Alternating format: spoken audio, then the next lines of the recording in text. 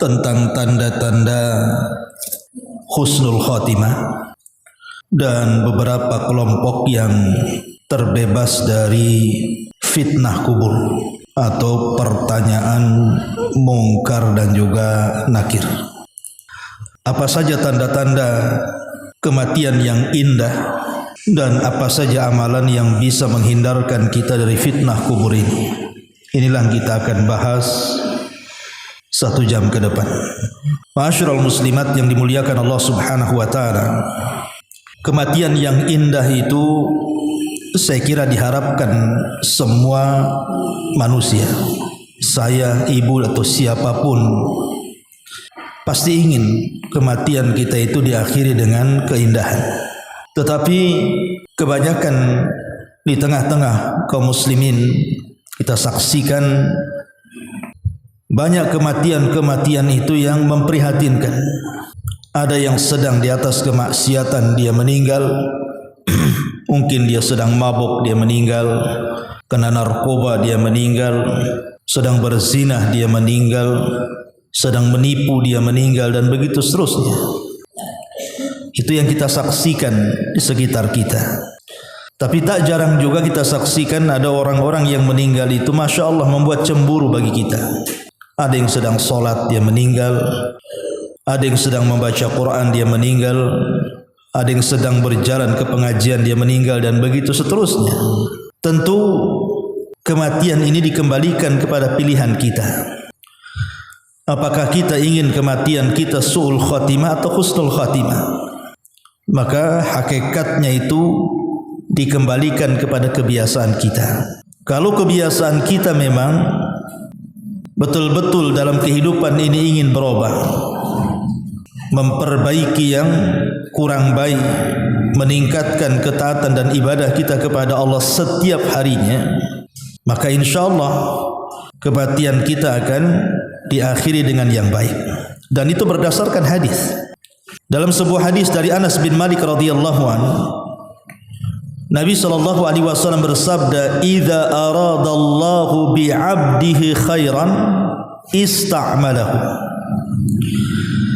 Apabila Allah menginginkan kebaikan bagi hambanya, maka ia akan mempekerjakan hamba itu. Qalu kaifa yasta'miluhu ya Rasulullah? Sahabat bertanya, bagaimana Allah mempekerjakan wahai Rasul? Qala, maka Nabi SAW mengatakan, yuwaffiquhu li amalin salihin qabla mautihi.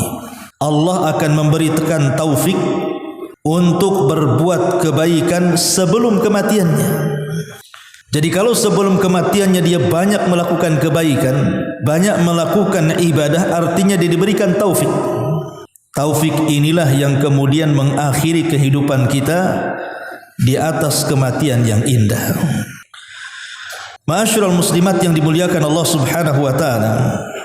Di dalam Al-Qur'anul Karim, tepatnya surah Fussilat ayat 30. Allah Subhanahu wa taala mengatakan, innal ladzina qalu rabbuna Allah thumma istaqamu tatanazzalu alaihimul malaikatu alla takhafu wa la tahzanu wa abshiru bil jannati allati kuntum tu'adun. Sesungguhnya orang-orang yang mengatakan Rabb kami Allah, kemudian mereka istiqamah. Artinya istiqamah itu terus meningkatkan amal soleh kita setiap harinya, seperti menambah salat sunnahnya, menambah puasa sunnahnya, menambah sedekahnya, menambah zikirnya, menambah baca Qur'annya, dan dia istiqamah di situ. Kalau satu hari Allah takdirkan meninggal dunia, maka malaikat akan datang dan akan mengatakan, jangan takut, jangan sedih, bergembiralah karena sorga telah dijanjikan Allah kepadamu. Dari sini kita tahu bahwa orang-orang yang meninggal di atas husnul khatimah, mereka adalah orang-orang yang sangat merindukan Allah Subhanahu wa taala dan perjumpaannya.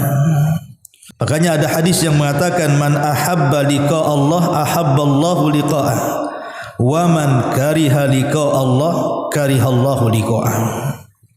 Barang siapa yang senang berjumpa dengan Allah, maka Allah akan senang berjumpa dengannya. Tapi barang siapa yang benci berjumpa dengan Allah, Allah pun benci berjumpa dengan dia. Maknanya apa? Orang yang banyak melakukan amal saleh, dia perbanyak solatnya, puasanya, zikirnya, baca Qur'annya, silaturahimnya dan macam-macamnya kan Bu. Otomatis kan setiap amal yang kita lakukan kan ingin dapat balasan kan Bu. Dan balasan itu hanya pada Allah. Sehingga dia menjelang kematiannya dia rindu berjumpa dengan Allah karena dia ingin mendapatkan balasannya. Tapi orang-orang yang tidak banyak beramal saleh, justru kemaksiatan yang ada, orang ini benci berjumpa dengan Allah karena dia tahu balasannya. Maka pada kesempatan kali ini kita akan mencoba meringkas tentang tanda-tanda dan alamat orang itu dinyatakan husnul khatimah. Yang pertama, mampu mengucapkan syahadat ketika meninggal.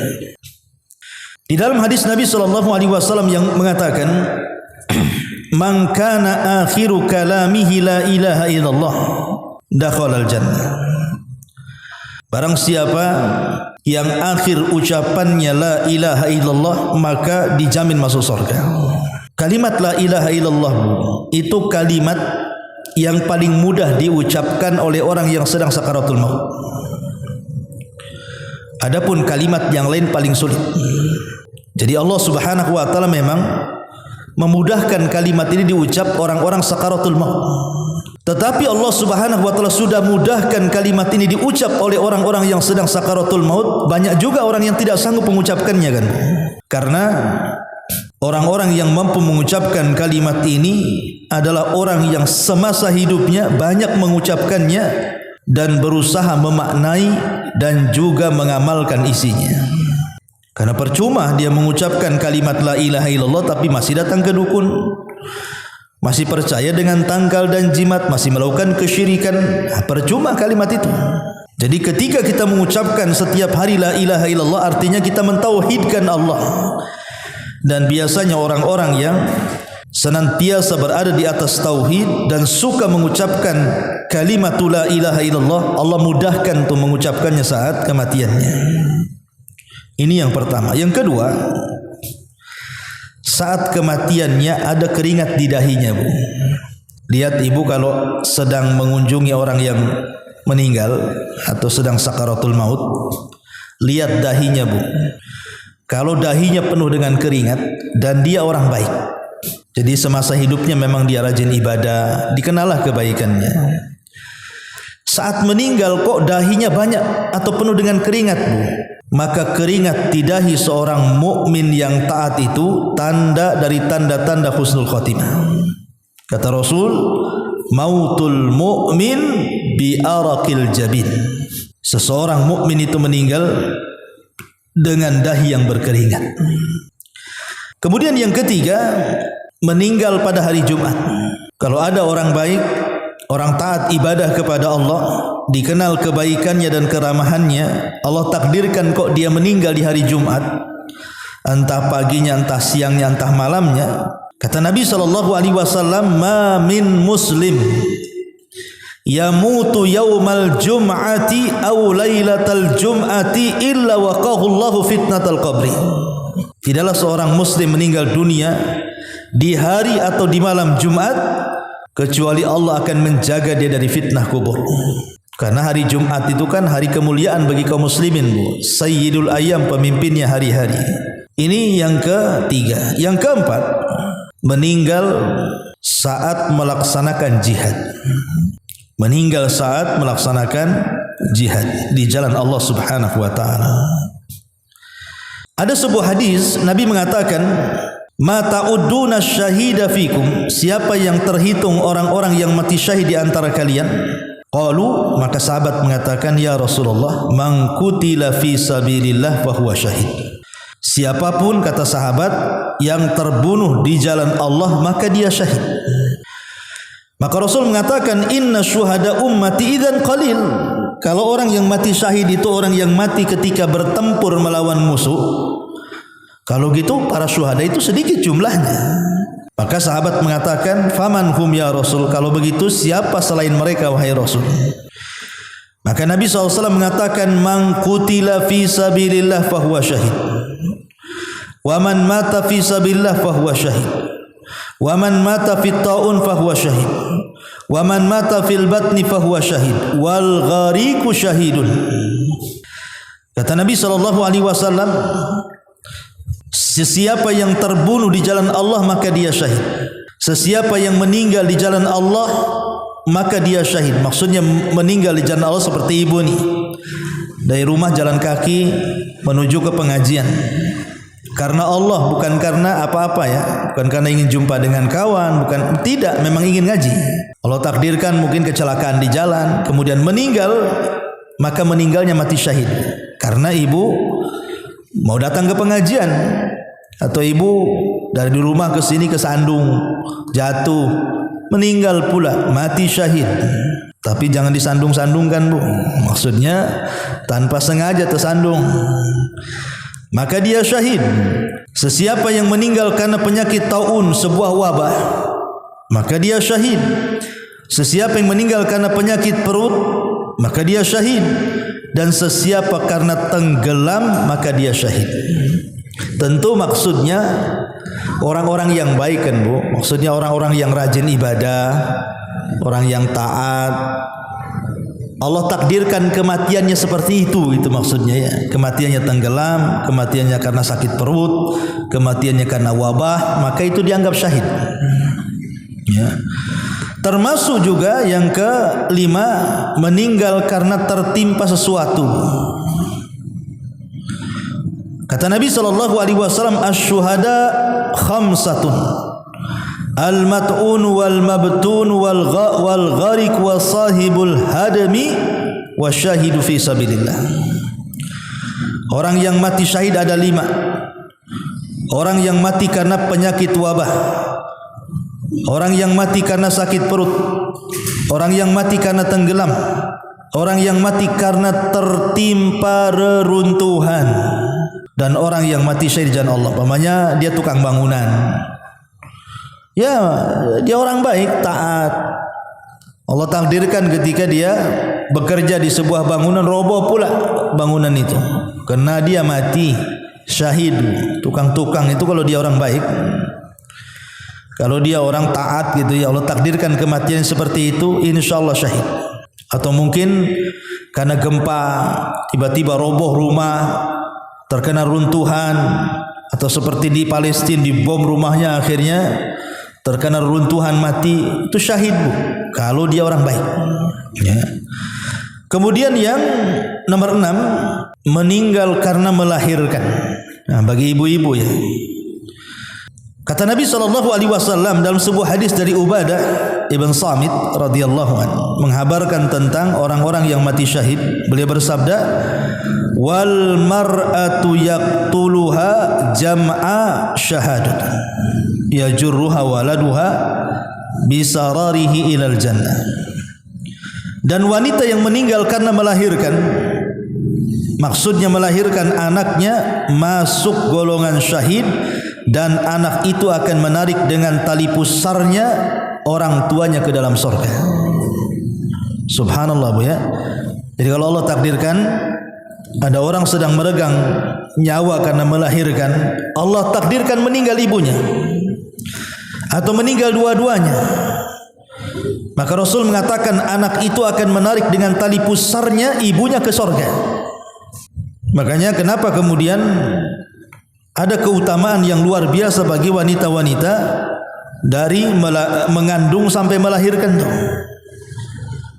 Kalaupun Allah Subhanahu wa ta'ala takdirkan meninggal ketika melahirkan, maka wanita itu mati syahid.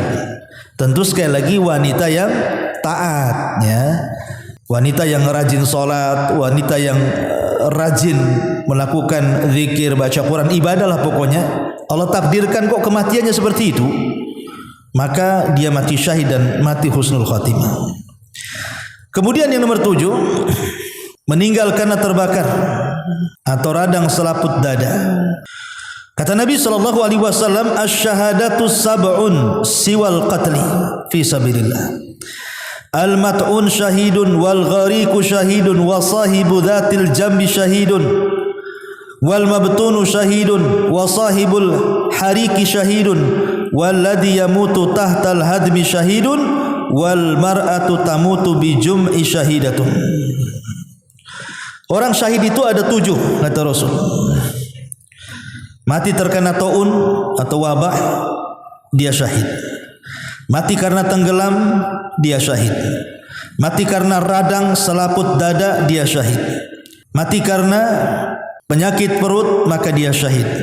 Mati karena terbakar, maka dia syahid. Mati karena terkena runtuhan bangunan, maka dia syahid. Dan wanita yang sedang melahirkan, maka dia syahid. Di sini juga disebut orang-orang yang terkena bakar. Ya, bisa saja kan terjadi kebakaran kan Bu. Ada satu perumahan terjadi kebakaran. Mungkin merembet akhirnya dari satu rumah jadi 2 rumah, 3 rumah, akhirnya banyak rumah terbakar. Nah kebetulan mungkin di salah satu rumah itu ada orang yang soleh atau wanita yang soleha. Allah takdirkan tidak diselamatkan, rupanya mati kena bakar, syahid. Mati kena bakar kalau dia orang baik atau wanita baik, maka dia mati syahid. Atau karena sakit dada. Karena sakit dada, jadi kena radang selaput dada, atau dalam bahasa Arabnya dzati jambin. Itu juga kalau memang orang baik terkena penyakit ini, maka dianggap mati syahid, artinya matinya baik.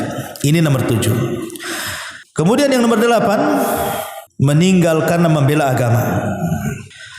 Kata Nabi SAW, man qutila duna malihi fahuwa syahid, wa man qutila duna ahli fahuwa syahid, wa man qutila duna damihi fahuwa syahid, wa man qutila duna dinihi fahuwa syahid.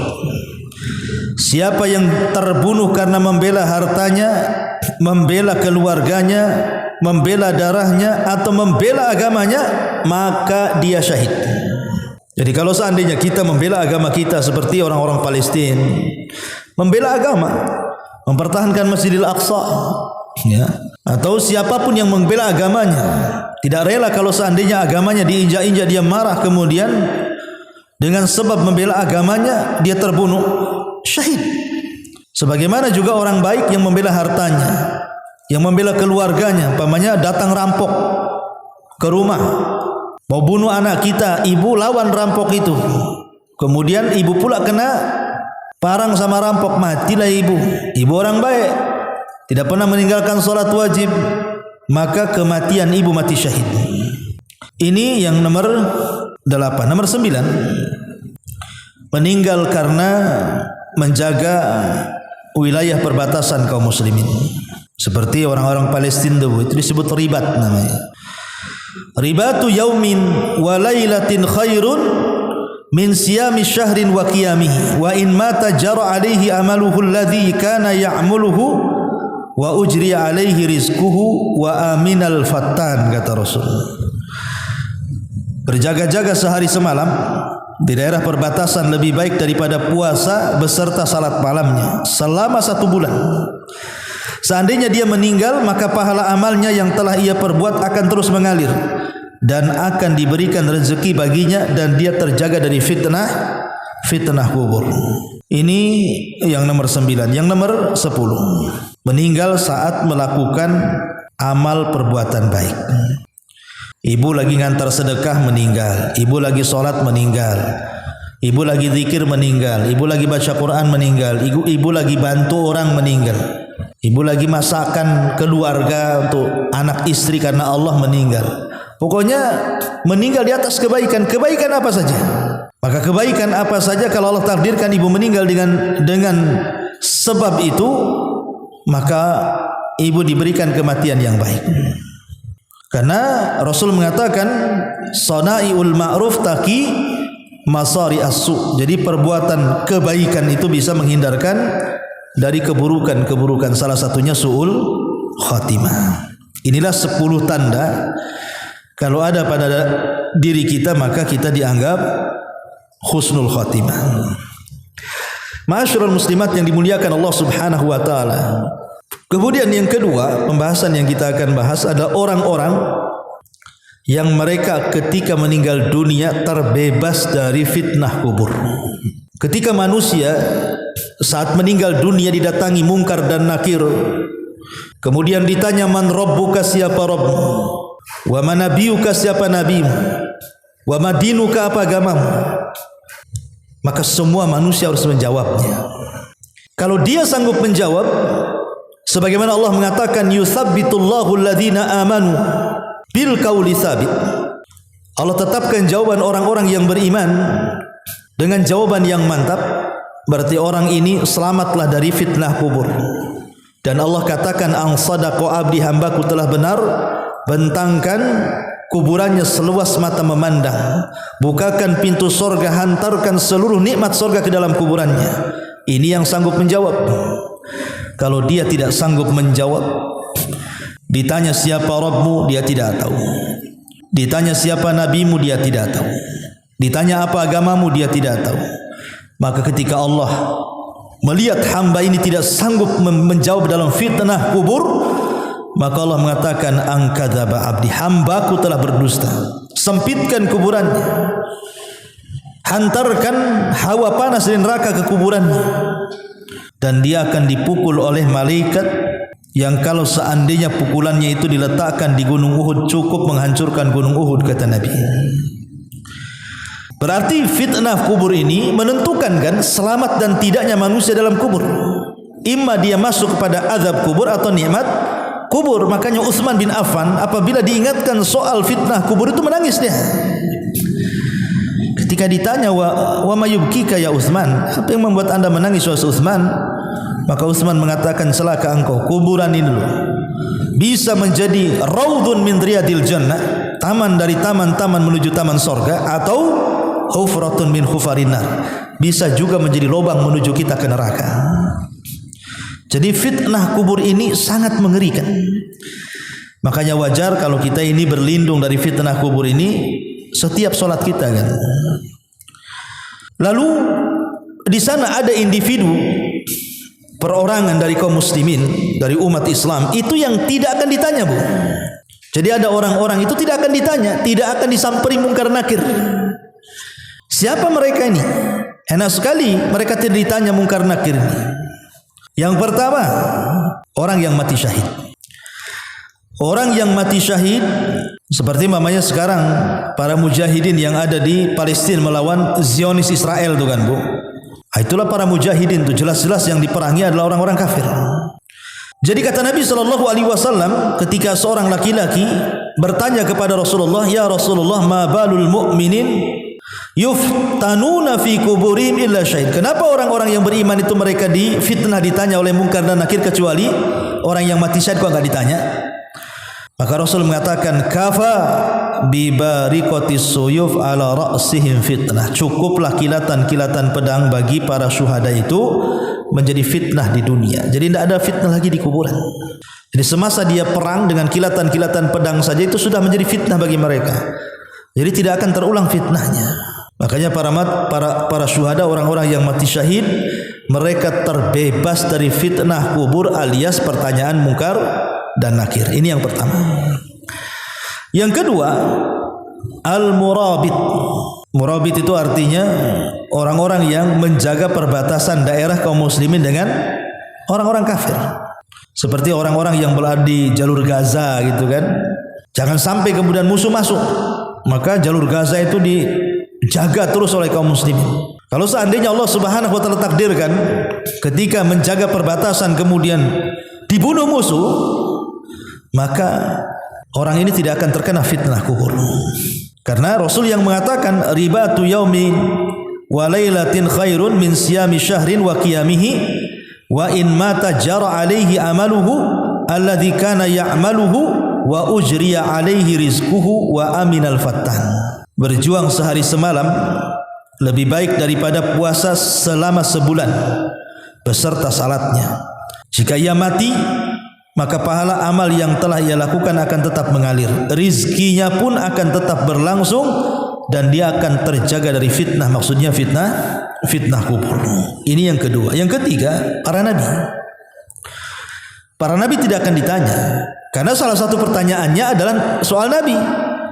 Wa ma nabiyuka, siapa nabimu? Sebagaimana hadis yang mengatakan, ma kunta taqulu fi hadzal rajul. Bagaimana pendapat tentang orang ini, maksudnya nabi. Karena Nabi adalah objek pertanyaan, berarti Nabi tidak akan ditanya karena dia objek pertanyaannya. Maka yang ketiga, para Nabi tidak akan ditanya. Kemudian yang keempat, anak kecil dan orang gila. Anak kecil dan orang gila. Tetapi menjadi perselisihan ulama memang. Pendapat yang pertama, bahwa anak kecil dan orang gila tetap ditanya. Ini pendapat Malikiyah dan Hanabilah, dan yang dipilih oleh Qurtubi dan yang dipilih oleh Ibnu Taimiyah. Tapi pendapat yang kedua, bahwa anak kecil dan orang gila tidak akan ditanya di kuburan mereka. Dan ini pendapat Syafi'iyah, sebagian Malikiyah dan Hanabilah, dan ini juga pendapat Al-Qadhi dan juga Ibnu Aqil, termasuk juga yang dikuatkan oleh Al-Imam Ibnu Utsaimin dan juga Syekh bin Baz rahimahullahu taala, bahwa mereka tidak akan ditanya. Ya, jadi kalau ibu tidak ingin ditanya malaikat, jadi orang gila, Bu. Kalau orang waras mesti ditanya. Tidak mungkin juga lah kita orang gila nggak mau kan, Bu. Maka kalau kita akan ditanya, persiapkan dengan pertanyaan itu. Tapi kalau anak kecil meninggal dunia, ada yang mengatakan ditanya, ada yang mengatakan tidak ditanya. Kemudian yang nomor 5, as-siddiqin, orang-orang yang jujur, orang-orang yang selalu mengatakan kebenaran, dan orang yang jujur itu langka. Sebagian ulama mengatakan bahwa di antara orang-orang yang tidak akan ditanya adalah siddiqun. Kenapa? Karena mereka lebih afdol dibandingkan syuhada dan orang-orang saleh. Makanya Allah mengatakan, ulaika ma'al ladzina an'amallahu minan nabiyyina was-siddiqina wasyuhada was-salihin. Mereka orang-orang yang diberikan nikmat dari kalangan para nabi, para siddiqin dan syuhada. Menunjukkan siddiqin lebih tinggi daripada syuhada. Kalau syuhada tidak ditanya, siddiqin jelas tidak akan ditanya, karena posisinya lebih tinggi dibandingkan para syuhada. Ya, dan para siddiqin adalah orang-orang yang jujur. Orang jujur itu sulit, ya, karena kita ini jujur sekali dua kali, bohongnya itu berkali-kali. Kemudian yang nomor 6, orang yang mati di hari Jumat. Sebagian ulama mengatakan orang yang mati di hari Jumat, maka dia akan terbebas dari fitnah kubur berdasarkan hadis man mata yaumal jum'ati kutiba lahu ajru syahid wa wuqiya min fitnatil qabri. Barang siapa yang meninggal di hari Jumat dicatat sebagai pahala orang yang mati syahid dan akan dibebaskan dari fitnah kubur. Tentu orang-orang baik, ya. Ya kalau maling mati di hari Jumat ya sama aja. Ya maksudnya orang baik gitu, Bu, ya. Orang yang taat, orang yang ahli ibadah, lagi baca Quran dia meninggal, Allah pilih di hari Jumat, itu maksudnya orang-orang yang terfitnah dari yang terbebas dari fitnah kubur. Dan yang nomor 7, mati karena sakit perut. Ada sebuah hadis dari Abdullah ibn Yasar. Jadi dia mengatakan, aku pernah duduk bersama Sulaiman ibn Surad dan Khalid ibn Urfutah. Mereka menyebutkan ada seseorang yang meninggal karena sakit perut. Keduanya berkeinginan untuk menyaksikan jenazahnya. Maka salah satu dari keduanya berkata kepada yang lainnya, bukankah Rasul yang bersabda, siapa saja yang meninggal karena sakit perut maka dia tidak akan disiksa dalam kuburnya. Lalu yang lainnya berkata, betul apa yang kamu ucapkan itu. Tentu ini orang baik juga, ya. Jadi kalau saya Allah pilih kematiannya seperti itu, berarti dia orang baik. Tapi kalau melakukan kejahatan dia mati karena sakit perut, ya enggak masuk dalam hadis ini. Maksudnya orang baik, orang taat yang Allah pilihkan kematiannya dengan sakit perut, maka akan terbebas dari fitnah kubur. Dan yang nomor 8, orang yang suka melazimkan baca surah Tabarok. Ibu baca surah Tabarok setiap malam. Tabarakalladzi biyadihil mulku wa huwa ala kulli syai'in qadir. Maka Nabi SAW mengatakan dalam sebuah hadis, hiyal munjiatu hiyal maniatu. Surah Tabarok adalah penyelamat dan dia adalah al-mani'ah yang mencegah dari azab kubur. Bahkan Rasul mengatakan suratun 30 ayat syafa'at li sahibiha min azabil qabri. Satu surat terangkai dari 30 ayat akan menjadi syafaat bagi para pembacanya, bahkan akan selamat dari azab kubur. Kata Rasul, tabarakalladzi biyadihil mulku wa huwa ala kulli syai'in qadir. Inilah di antara 8 kelompok yang akan terbebas dari fitnah kubur atau pertanyaan mungkar dan nakir. Ma'asyiral muslimat yang dimuliakan Allah Subhanahu wa taala, lalu amalan apa saja, Bu, supaya kita tidak terkena azab kubur itu? Bagaimana caranya? Karena mungkin di antara kita tidak seperti, anggaplah kita tidak mungkin terbebas dari pertanyaan mungkar dan nakir. Kalau Allah takdirkan kita bagian daripada orang-orang yang ditanya, karena ada dua kelompok yang tidak akan menjawab. Ingat, ada dua kelompok ketika ditanya oleh mungkar dan nakir tidak akan menjawab. Mereka ditanya diam saja.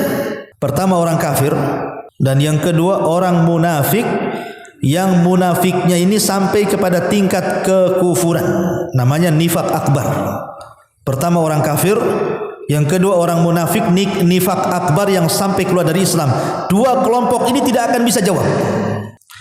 Adapun seorang mukmin yang fasik, mungkin kayak kita lah kan, itu ya masih banyak melakukan kefasikan, tapi kita juga beriman. Tapi kadang-kadang keimanan kita ini berkurang karena kemaksiatan. Maka orang-orang yang seperti ini masih bisa menjawab. Dengan catatan, Bu, satu, amalan yang bisa menyelamatkan dari azab kubur adalah bertauhid.